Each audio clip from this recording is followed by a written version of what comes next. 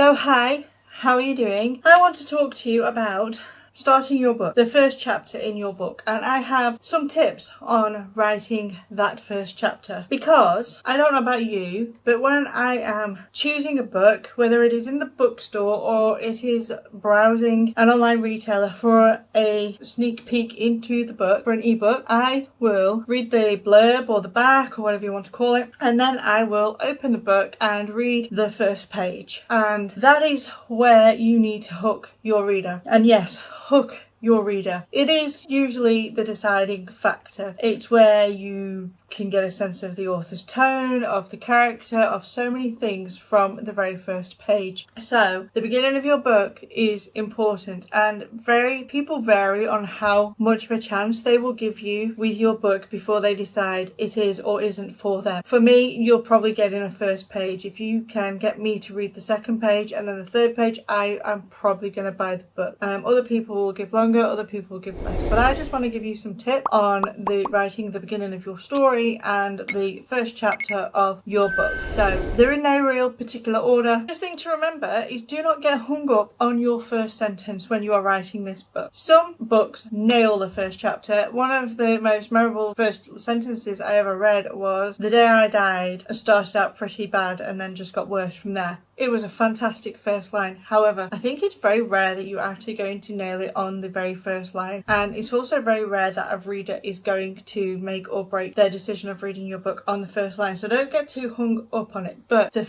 beginning of your story does matter, and you need to hook the reader right from the beginning to get them reading. The whole purpose of the first chapter is to put your readers into the world, get them curious as to what's going to happen, get them to ask lots of questions, and to introduce them to the main character. Now, one of the things I will say is when you start your story, you need to introduce the reader to your main character right from the beginning. And I know there are going to be lots of people going, yeah, but my story, yeah, but this. It doesn't matter. Your first main character needs to be the beginning of the story, and the only exceptions of this are dependent on the story. So I write a crime series and it's based on a character called DCI Alex Rogan, and so my first chapter is actually the crime. That's where I always start it. I throw my reader straight in, they get the crime, and then Alex is first chapter. But most of the time you do need to introduce your main character right at the very beginning. If you have something happening to your main character that is at a different time to when your actual novel starts, then what you actually have is a prologue and not a first chapter. If you need to show for example, an event happening in your character's past, that probably is a prologue and not a first chapter. The other thing I see people saying is that they actually have more than one main character. I get that, but one of your main characters needs to be in that very first chapter at the start of the book, because you are putting your reader into somebody's life and your characters have a life. Think of the very basic stories that we all know. Cinderella, for example. Most of the time when we drop into any version of that story, we are introduced straight away to her life as a servant in her own house. It establishes who she is. It establishes that she is the main character, and it is her journey we're going to go through. But what we don't get is an info dump. Most of the time we do not see in the stories her father dying when she was a child. We get that as a prologue because it is important how she comes to live with a stepmother and no actual parent living with her. But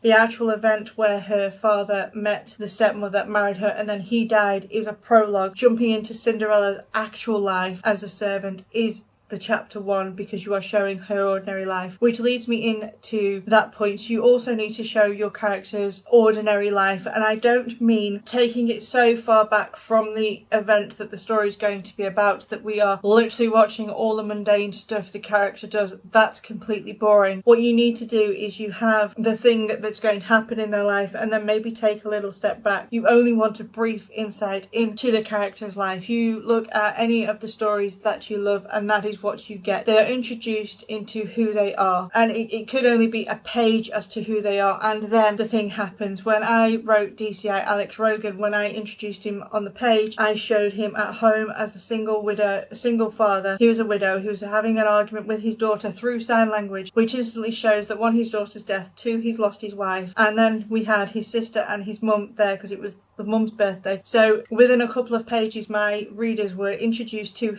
Alex's life, and then he got a phone call that there had been a body found. In my Dead on Arrival book, which is Never Fantasy series, my main character Harper works in a morgue. She was cleaning a body.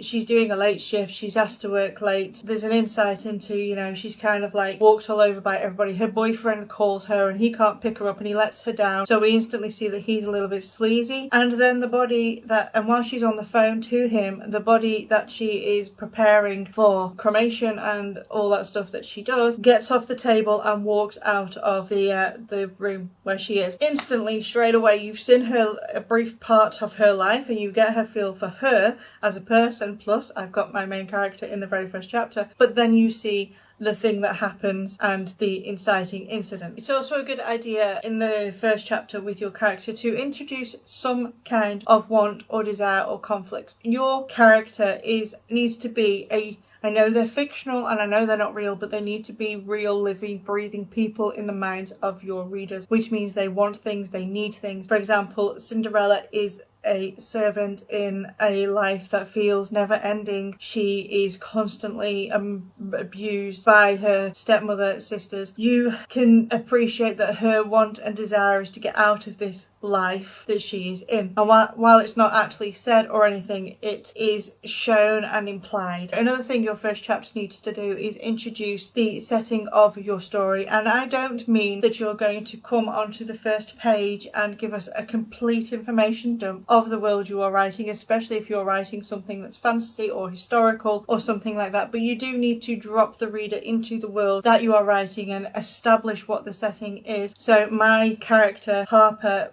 it starts off where she is in the morgue, she's cleaning this body that she gets in. It's completely shown that she works in a hospital. She doesn't particularly like her boss, she's always kind of getting dumped on, but it's a very clinical setting, and I don't have to describe everything. When I am writing my DCI Alex book, his setting is at home.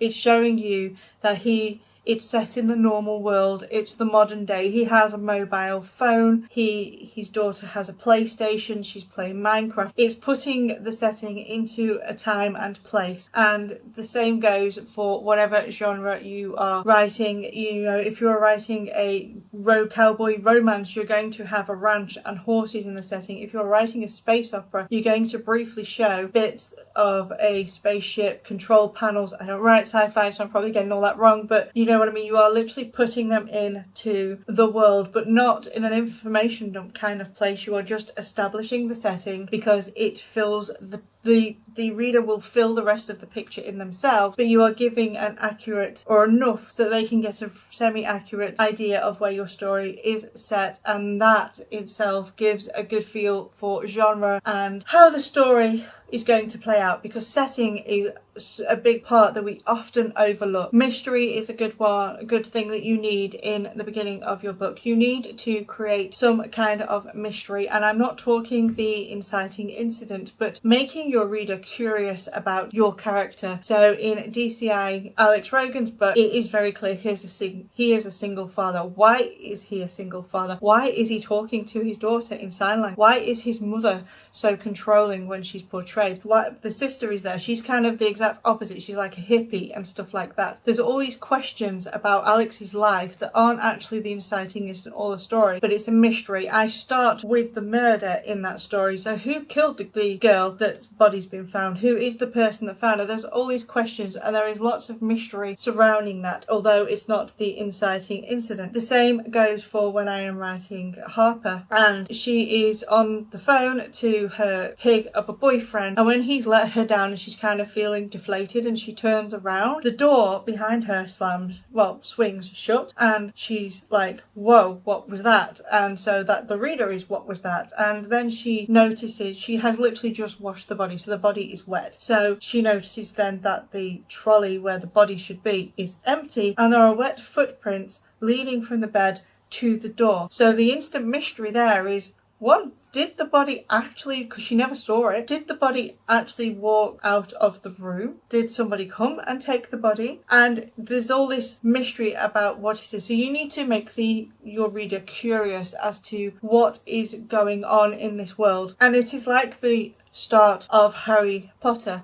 When we first are introduced to the world, and again, J.K. Rowling does all the things I've mentioned, she kind of introduces the main character. Harry Potter is the baby, and his name is mentioned, and so the title of the book, we know it is him. She introduces us to the setting straight away, because we have a cat reading a map, and then she turns into McGonagall, and then there's Hagrid comes in on a flying bike with the baby. We know there's magic. We also know the time period, because of the things that are going on, but we know there's all these mysterious things. There are people in cloaks. They speak about he who shall not be named. Everybody's celebrating his death. Who is this person that's died, and why are we celebrating? What did he do that an entire society of people are cheering for his death? So there are all these mystery questions. They are not the inciting incident, but you need them in the first chapter, because it is curiosity that keeps the reader turning the page. We are nosy creatures. We like gossip. We like stories. We're just inherently designed for it. You look when we are children and we are telling things to our parents and stuff like that. We don't tell them the boring stuff. If we've had a normal day at school when we come home and our parents say, what did you do at school? I say, oh, nothing. It doesn't mean we didn't do anything, because we've literally had classes all day learning things. It's just there is nothing interesting to report. We did a maths class and we learned numbers. We did an English class and we learned how to do English. We learned some history things. However, if when you were little somebody fell down their stairs and broke their arm, what you're going to do is tell the story to your parent or guardian or whoever about this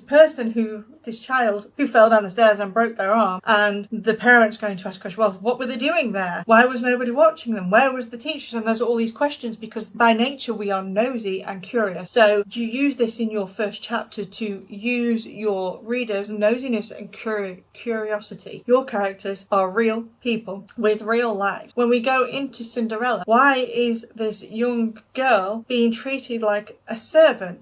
How did she get there? And what is her life like? And it's also fascinating because Cinderella's life is so much different to most of our lives that we get curious about it, and that is what you need to do. You need to create mystery and curiosity for your readers. And I touched on this before when I was talking about setting, but also in the first chapter you need to establish tone and genre, point of view and tense. So these are some of the mechanical tools. Straight away the reader needs to know if you are in first person present tense or third person past tense. They need to understand this because it sets the tone of the story. It gives the readers your voice. Some readers don't like first person and some readers don't like third person, and so when they open your book and read the first page, they can decide if this point of view and tone of voice is the correct one for them. It doesn't mean there's anything wrong with your book, but you need to establish that. You also need to establish what your genre is. If I picked up a book and did not know that it was a space cowboy western thingy and I got really intrigued in it, in fact I actually had this happen. I am not so much into reading erotica. It's just not a genre I enjoy. I like magic and stuff like that, and I was reading what I thought was just a normal paranormal urban fantasy style book. Turned out to be an erotic reverse harem book, and the author hadn't established that at the very start of the book, and I was like, okay, we're doing that then. And in the end I didn't actually finish the book just because it wasn't a book I wanted. So you need to establish the genre with your reader, because people tend to read in the genres they enjoy. I like paranormal romance, I like ghost stories, I like urban fantasy, I like crime books, I like thriller books, and I like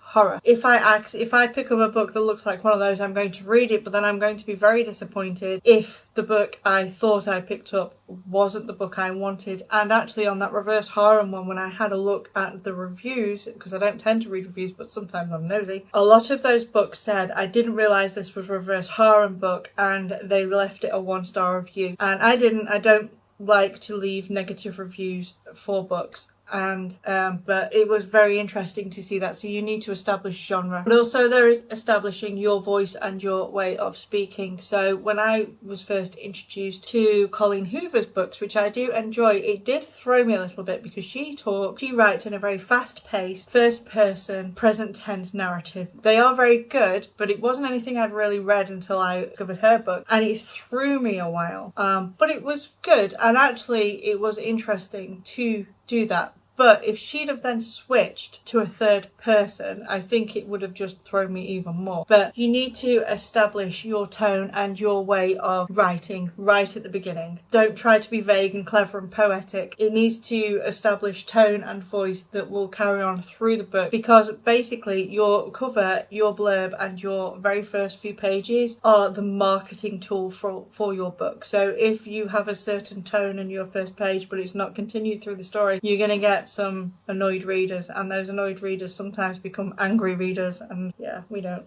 like those. I touched on this again before when I was talking about the status quo again with Cinderella, but introduce a problem into the beginning. And I am not talking about the inciting incident, but you need to have some kind of problem in the story. So for example, and it's things that you will hint at later. So, say you have a character who has a fear of heights. So that is a problem. And it has to be a relevant problem. If you start a story and you establish right at the beginning that your character has a fear of heights and then never use that problem again, it's useless and irrelevant. So you need to have a relevant problem. In my Dead on Arrival book, when Harper is on the phone to her boyfriend and he's being an arse, basically, he treats her like rubbish. She is trying to make it on her own in the world. She doesn't have a lot of money. She lives in a crappy flat in a crappy part of town. She has a job which she really loves, but she works for a crappy boss. Everybody kind of just walks all over her, and this is basically from her upbringing where she's had a very controlling mother. Obviously this all comes out, but when we first meet her on the page, you kind of get a feel for that. And her boyfriend is from a wealthy family. He's doesn't really care about her, treats her like rubbish, but because she's kind of a bit desperate for attention and someone who makes her feel self-worth, it's kind of a toxic relationship that she doesn't realize at the moment. The way he treats her on the phone makes her very upset, and it shows the problem that she has this boyfriend who's got a lot of red flags around him. He's narcissistic, arsehole, pig. He's not the inciting incident of the story. He's not what the story is about. He's just a part of her story as a whole, but it introduces the problems that she has this crappy boyfriend. So when we do get into the story and we're dealing with the fact that this body has got up off the table and walked out, basically the story is that she's been hiding the fact that she has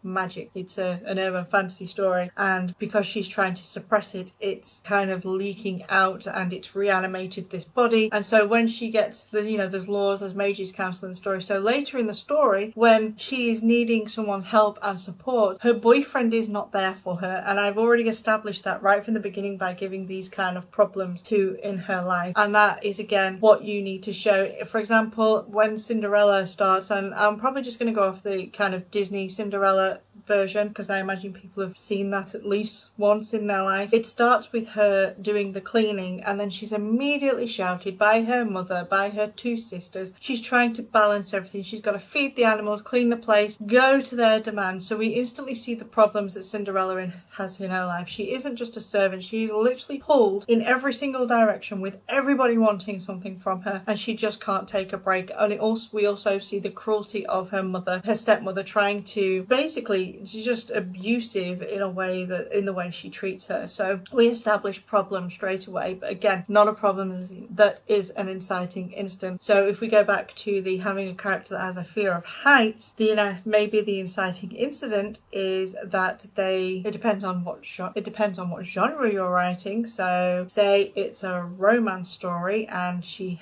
happens to meet somebody who is a pilot or a skydiver, that's going to be a problem. problem. A couple of things I will say is things to avoid in your first chapter. There are quite a few cliched settings. It doesn't mean you can't have these. No rules are hard and fast. Try and avoid maybe having a character waking up at the beginning of a story. It's so overdone. Jumping straight into the dialogue. Those are kind of pitfalls of first chapters, especially the waking up one. I get it. I get why we do it, because you don't know where to start. So we just start in the morning when the character wakes up and off they go. Try and avoid it unless it's necessary. If you can start with your character at any other point in their day, do so. Harper, 8 o'clock at night, she's starving, she wants pizza. The other guy in the morgue has like, there's another body coming, will you do it? I'm going home. And she's like, do it. But I don't start. I literally start her in the evening. Avoid throwing lots of backstory into your very first chapter. Nobody wants that. Backstory is something that you will litter through the story for your readers to slowly learn who your character is and where they come from and why they are the way they are. Try not to introduce too many characters on the first page. Remember that your readers do not know your world, probably. They do not know your character, probably. If this is a first book in a series or something like that, it is very hard to introduce so many people because it gets confusing. They do not know the people. I would probably say try not to introduce more than 2 characters, your main character and somebody else who they're maybe interacting with. But don't go 5 or 6 characters. It's very confusing. It's like jumping into a party and everyone telling you their name and you're supposed to focus. You have no idea. And then another thing to try and avoid is being vague. The reader wants direct. They want you to slap them in the face with that story and with the character. Don't try and be all pretty and mysterious and flower at the beginning. It won't hook your reader into your story. It won't make them turn the page. They want a bang. They want a slap with this character. They want to jump straight in and have their curiosity lit up. Do that. When ending your first chapter, you really need to leave it on a kind of cliffhanger. That doesn't mean leaving it mid-scene. It means leaving it with a big question. You could leave it with your inciting instant. Your inciting instant could be the next chapter. But you need to leave it at a place where your readers, you need to leave it at a place where your readers want to know what happens next. They want to turn the page. They want to go, oh, I'll just read one more chapter and then I'll go to sleep, because that is how we hook them through our book. So try to leave them with something that leaves them curious, something that's a cliffhanger, and something that makes them turn the page. And this can be a surprising piece of information. It can be your inciting instant. My Dead on Arrival book ends on the first chapter with the door swinging shut, the wet footprints on the floor, and we can figure that the body has just walked out of the room, and that's where I end the chapter. That, I hope, makes the readers turn the page to want to know what happens next. And my last tip is don't edit your first chapter. I know, especially if this is your first book, how tempting it is to play with the first chapter and want to get it correct and want to get it polished, and you want to send it to your friend. You want to say to people, read this, and all the other fun stuff that we like to do with our first chapters. I understand. However, there is a whole journey that we take as writers when we write a book to completion. And it doesn't matter if you're writing a 50,000 word novel or a 100,000 word novel or a 200,000 word novel. The writing of a book is an entire journey, and as you write the story, you will change, you will grow, but so will your characters and your story. And I learnt this the hard way. When I wrote my first book, I wrote the first chapter so many times. I rewrote it, I deleted it, I started again, I changed point of view, I changed tenses, I switched from first person to third person to my female main character to my male main character. I did it all. I got really frustrated. I just could not seem to get past chapter 1 because I was constantly trying to get it perfect. Perfection is subjective, and perfection is also the enemy of action. If you are constantly trying to get perfect, you are not going to move forward. Write your first chapter, put it away, get on to the next one. You need to finish your book. What you need to do is leave the editing and the polishing and the fixing of chapter 1 to the version of you who is in the future, who has just finished the book. They are better equipped, they have the better tools, they have the entire story in their head, so they can edit this chapter when you don't, when you've just finished your first first chapter. There is a total difference to going through your entire book and writing it and getting to the end, so that when you can go back to your first chapter, you know where the story needs to go, so you can maybe get rid of some of that useless information you might have put in there that seemed relevant at the time, because maybe you gave your character a fear of heights right at the beginning, and then actually halfway through the story realised, you know what, I don't want this problem in there anymore, so you can go back and take that out when you edit the chapter. Don't waste your time. The other one is you might realise that your first chapter is not actually your first chapter. I've spoken about this before, back in the days before we could learn everything on YouTube and Skillshare and all those other wonderful platforms. There were courses, and I took a course by author Holly Lyle, and it was about revising your book. I think it was like a 6-month course. She put weekly lessons up. It was a fantastic course, and it happened to come out when I just finished my first book. So I took the course and printed off my manuscript, and it was over 100,000 words. It was like this. It was, like this size and 400 or 500 pages long. And so I started to go through this course, and one of the lessons that she said is take your book, and when you have a deck of cards and you shuffle them and then someone says split the deck, and you do, and then you look at that card. She basically said do that with your book. Split the deck, look at the chapter where this split has ended you, and ask yourself, and it's doing this in the first act of your book, by the way. Don't just but what she said was, can your book start where you've done this cut? And when I looked at my book, I could. And what I'd done is I'd lifted off 7 chapters, and I could still start my book there, and it would still make sense. So your first chapter needs to start in the right place of your story. So this is one of the things about not editing your first chapter. You might actually decide that first chapter is not where your story starts. You might think, I'm actually going to start it at chapter 3, and if you've wasted all this time editing and polishing for something you're going to throw in the bin. Yeah. So don't waste your time going back. But that tip actually of when you have finished, seeing if you can start further along in your book. If you look at your first act and you're like, actually I could start at chapter 3 because this jumps straight into the action. Start at chapter 3. The chapter 1 that you write when you do your first draft might not actually be your chapter 1. And that is probably one of my best tips of writing, is do not be afraid to throw your words away when you've written them. And I know this isn't a first chapter tip, it's just a tip in general. But I have had times where I've been writing a book, got 30,000 words into the book, thought this isn't working, and started again. It can feel like a waste of time, but don't be afraid to throw things away. So if when you have written your book and you go back and think, do you know what, chapter 1 isn't actually chapter 1, chapter 2 is the first chapter, but then your brain is going, yeah, but that's 5,000 words you're going to put in the bin, then that's 5,000 words you need to put in the bin, because it just isn't the right chapter for the start of your book. The other thing is, writing the first chapter takes practice, so don't beat yourself up if it takes you a few goes. I am over 50 books in. I have written a lot of first chapters. I have written many first chapters that have never made it into books that have been deleted. The main thing is, and that is probably the caveat of all the things I've just said, is the thing your first chapter needs to do is it needs to hook your reader. If you do not hook your reader on the first chapter, you are going to not have them for the rest of the story. A hooked reader is an addicted reader who wants to know what happens, and that is the point. So I'm going to leave that there. I hope this was helpful, and I hope it gave you some tips on writing your first chapter. What I will say, I have a very small little writers group which I'm trying to grow as I grow my channel. Feel free to come along and join, and you can put your first chapter questions in there, and if not me, someone can answer. We all have tips and advice on the first chapter. It's just a little Facebook group, and I'd love to see you there. The other one is I have a link for my mailing list. Please come along and join. I'm actually rubbish at sending emails, so you're definitely not going to get spammed, but what it is I will let you know when I have a new video out, but also it gives you access to my resource library. So I have videos on characters and brainstorming and things like my Preptober workbooks. You can get access to those just by, if you join my mailing list, I'll send you a link, and you can get access to my Google Drive, which will have all my workbooks on, which are yours, free to use, and off you go, do what you want. Yeah, so I would love for you to join those things. But other than that, don't forget to give this video a good old thumbs up, because it really helps me. Smash that notification bell so you get notified every time I upload a new video. And then just come and comment your tips about first chapters in the comments, and because you don't know who they may help. But yeah, just come and have a conversation with me. I love community and chatting to people below. And until then, I shall see you next time.